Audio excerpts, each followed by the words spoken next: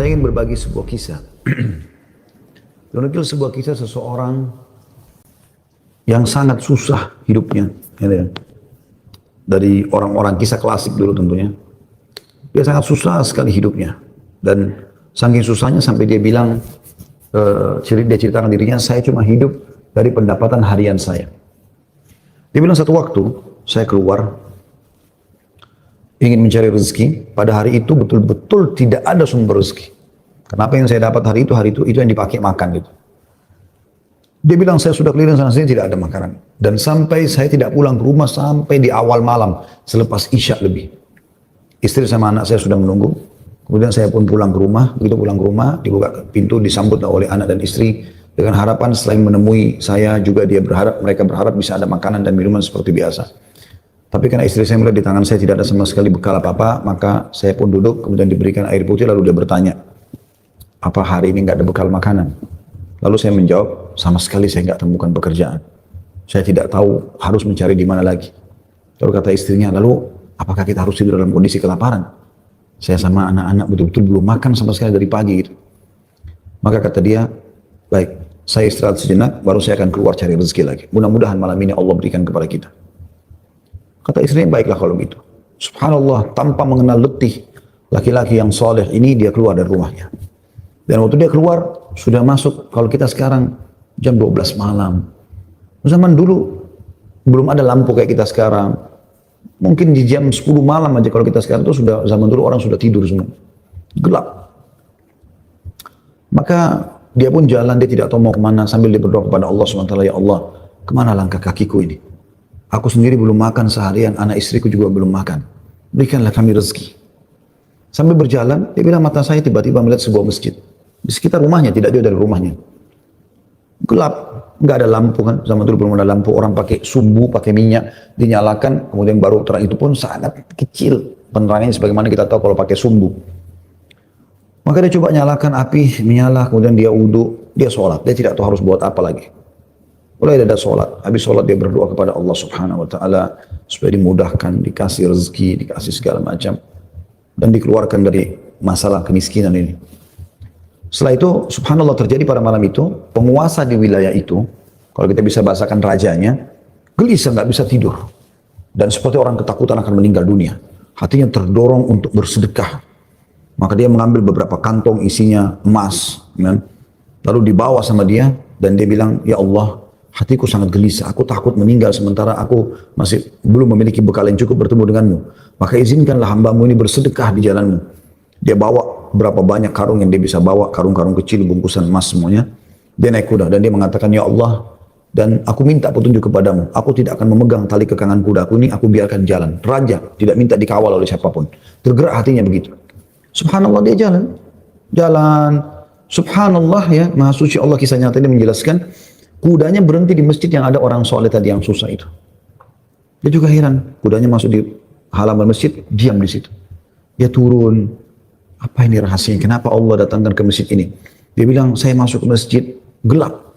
Cuma ada satu saja sumbu lampu, ya, sumbu lilin. Kemudian saya mendengar seperti ada orang suara, ya, orang yang berbicara. Saya coba mendekati suara itu, ternyata orang yang sedang berdoa. Nah tadi orang yang miskin itu berdoa. Ya Allah, mudahkanlah rezeki, saya sudah seharian tidak makan sama anak istri saya. Berikan kami rezeki, saya tidak tahu harus kemana lagi. Saya mohon kepadamu. Dia rengek-rengek sama Allah. Raja ini dengar. Maka raja itu menegur si orang tadi miskin ini. Setelah salam, dijawab salam, dia mengatakan, si raja ini bilang, saya dengar tadi keluhanmu kepada Allah Subhanahu Wa Taala. Saya kebetulan bawa beberapa kantong uang emas. Saya akan berikan kepada kamu sebagai sedekah. Dan ketahuilah saya raja di wilayah ini. Saya tadi gelisah, ingin sekali keluar dan bersedekah, dan Allah tunjukkan saya ke masjid ini. Mungkin kaulah yang Allah maksudkan. Dia bilang, lalu saya akan berikan kepada kamu uang ini sebagai sedekah di jalan Allah Subhanahu Wa Taala antara kita berdoa, dan yang ketiganya Allah. Dan saya berharap apapun yang kau butuhkan, datanglah ke istanaku setiap saat. Saya yakin Allah yang menggerakkan saya bertemu dengan kamu. Subhanallah, orang miskin ini luar biasa kalau punya keimanan. Apa yang dia bilang? Wahai Tuhan, kalau seandainya saya pun masih punya kebutuhan selain apa yang Anda akan berikan kepada saya ini, maka saya tidak akan datang minta kepada Anda. Tapi saya akan minta kepada Allah yang telah mengirim Anda datang kepada saya. Closing kisah ini coba diambil pelajaran baik-baik. Ada kisah yang lain, ini dihadiri oleh Imam At-Tabari. Menukil kisah ini, pada saat itu Imam Tabari masih muda gitu. Ada seorang yang sangat tua di Mekah, dia menaungi kurang lebih 8 orang wanita, cuma dia sendiri laki-laki. Sehingga saya dalam kisah itu disebut ada 4 anaknya perempuan, ada istri dia bertelimah, ada mertua dia 6, kemudian ada 2 saudari dia perempuan, 8. Ya. Sama dia 9 orang, jadi 8 wanita. Semuanya miskin, hidup hanya dari hasil orang ini, dan orangnya sudah tua. Umurnya 60 tahun, hampir 70 tahun. Mereka cerita teman-teman sekalian, At-Tabari menceritakan karena dia bilang saya hadir dari awal kisah ini maka saya coba ceritakan. Dia bilang ada seseorang yang tua, miskin, saya melihat lalang di sekitar Masjidil Haram di Mekah ya, di musim haji. Dia coba mencari sesuap nasi gitu kan. Kata Imam Tabari, kemudian dia tidak temukan. Lalu dia pulang ke rumahnya. Imam Tabari tertarik untuk mengikuti orang ini sampai akhirnya tiba di rumahnya dan dia lihat keadaannya orang ini susah, miskin sekali gitu. Yang jelas, dia ditanya oleh istrinya, mirip dengan kisah tadi, apakah ada makanan buat kita hari ini? Kebetulan waktu itu awal Ramadan di Mekah. Mereka tadi sahur, tidak ada makanan, sekarang mau buka puasa juga nggak ada makanan. Maka dia bilang, saya sudah coba tadi keliling mencari makanan buat kita buka puasa, tapi nggak ada. Kemudian dia bilang, coba saya keluar lagi. Keluarlah orang tua ini, jalan jauh dari rumahnya. Apa kira-kira yang harus dia lakukan? Dia harus kerja kemana? Sambil bermunajat kepada Allah, ya Allah berikanlah rezeki. Sampai karena dia capek, dia duduk di sebuah pohon, dibawa sebuah pohon. Kemudian dia sengaja, tangannya dia menyentuh tanah yang ada di situ. Kemudian dia menyentuh seperti satu barang keras gitu. Waktu dia lihat ternyata ada kotak di sebelah dia. Dia tidak perhatikan waktu pas mau duduk. Dan kotak ini biasa dipakai untuk ngisi emas gitu. Maka dibukalah sama dia kotak tersebut, ternyata betul ada emas dalam, banyak sekali.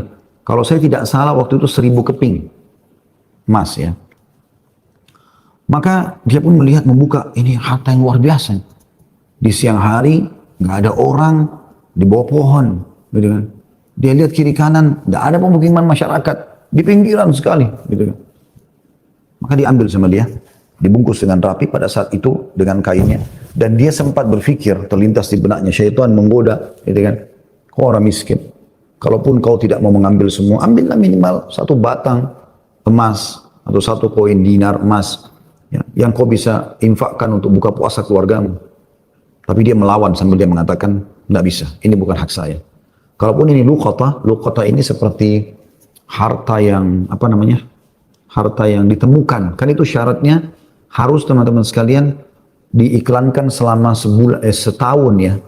Selama setahun Anda iklankan, kalau sudah setahun baru bisa mungkin jadi hak milik Anda. Ya. Yang jelas teman-teman sekalian, dia pulang ke rumahnya, lalu kemudian dia rencana tidak mau sampaikan kepada istrinya. Terus istrinya rupanya karena membuka pintu melihat ada di tangannya sesuatu, maka istrinya bilang, apa kau sudah bawa bekal buat kami? Kata dia, nggak ada. Lalu kemudian dia mengatakan, tapi apa itu? Dibawa bungkusan kainmu. Dia bilang, ini bukan urusan kamu. Dia bilang, saya minta atas nama Allah, jelaskan apa itu. Karena istrinya membawa nama Allah, maka dia mengatakan, ceritanya begini tadi. Istrinya, perempuan, miskin, dengar emas, gitu kan. Perempuan kaya saja dengar emas mungkin tertarik, apalagi yang miskin, yang susah gitu. Maka dia mengatakan, kalau gitu kita bisa gunakan, karena kita orang miskin, dan itu harta yang kau temukan. Kata dia, tidak demi Allah. Kalaupun ini kita bisa gunakan, setelah 1 tahun kita iklankan. Tidak boleh sembarangan. Maka istrinya bilang, kalau begitu, mirip dengan tadi godaan awal syaitan. Kalau begitu minimal ambil 1 koin dirhamnya, dinarnya. Kita pakai buka puasa. Halal buat kita sekarang, kita ini miskin sekali, nggak bisa apa-apa. 8 orang kau harus naungin sekarang. Dia bilang, tidak demi Allah. Kalau seandainya kau sentuh kotak ini ada yang kau ambil demi Allah, kau saya ceraikan.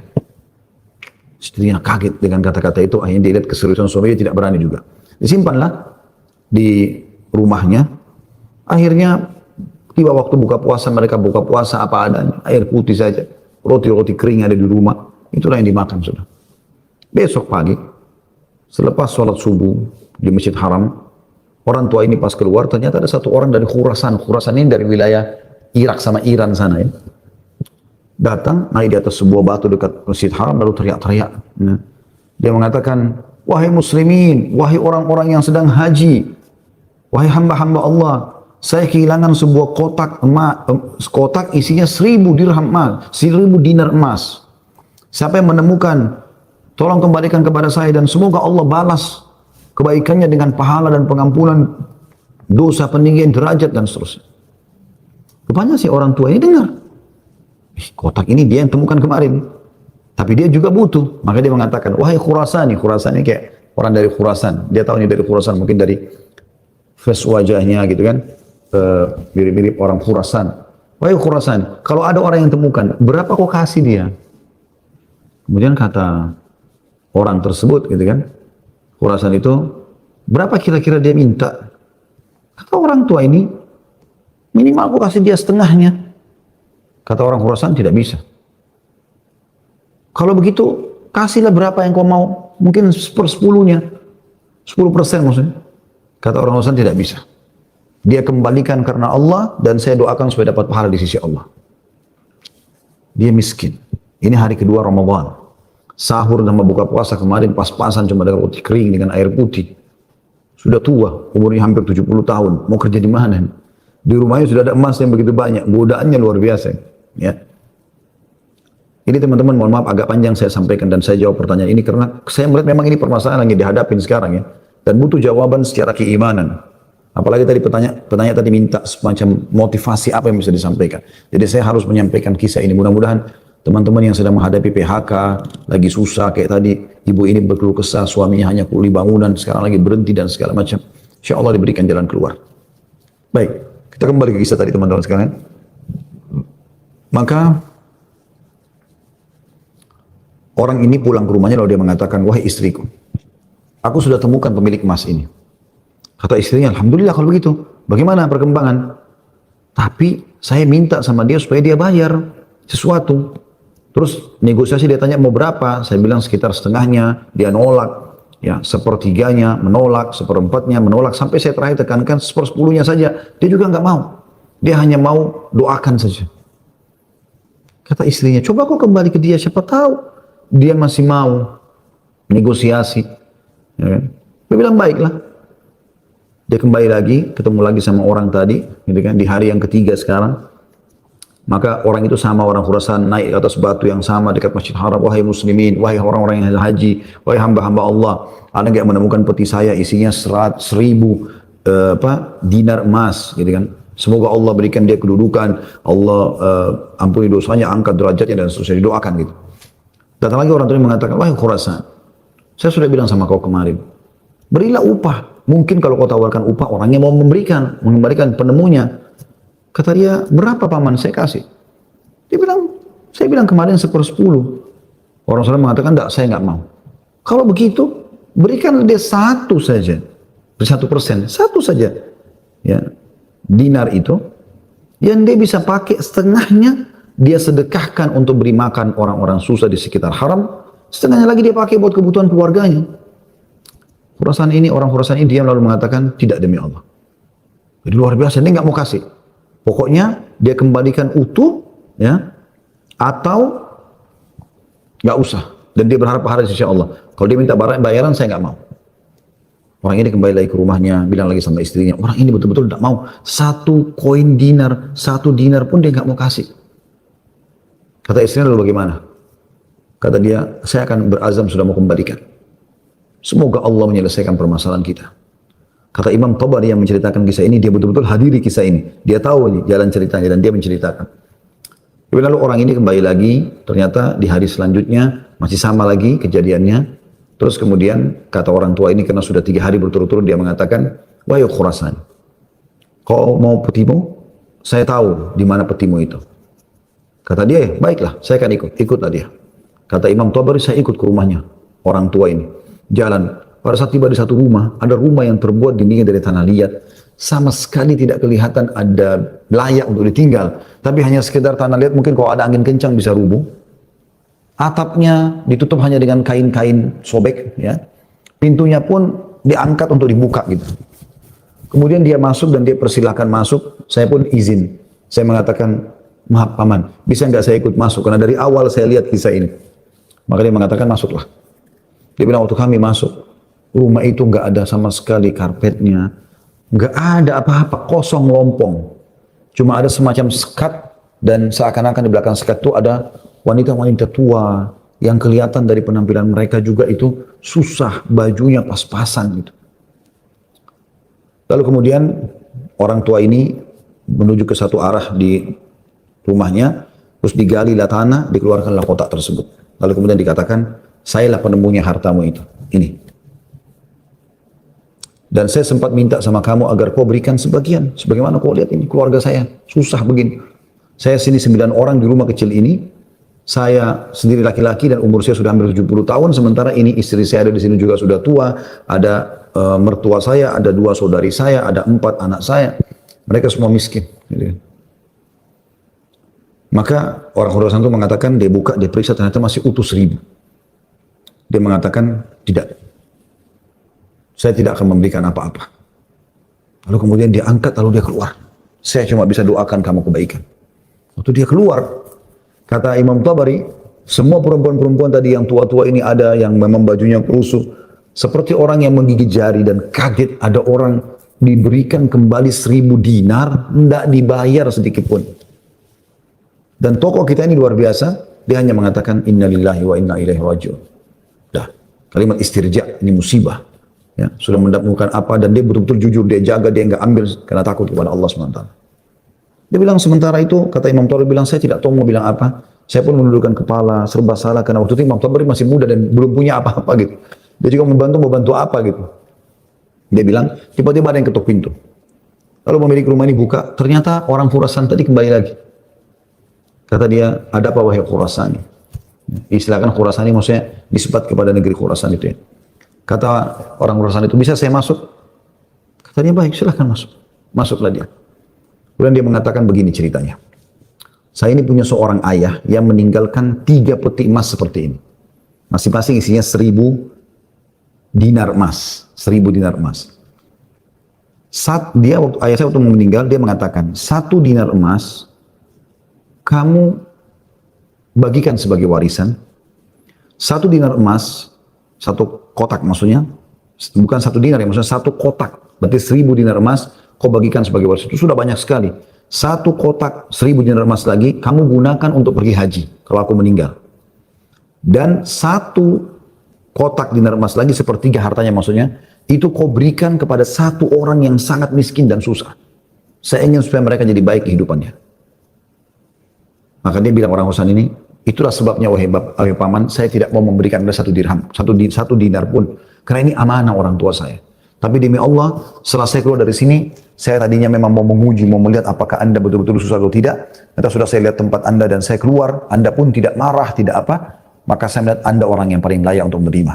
Maka ambillah ini semua sedekah atas nama ayahku. Kata Imam Tabari, tiba-tiba orang itu taruh, kemudian dia lari, pergi.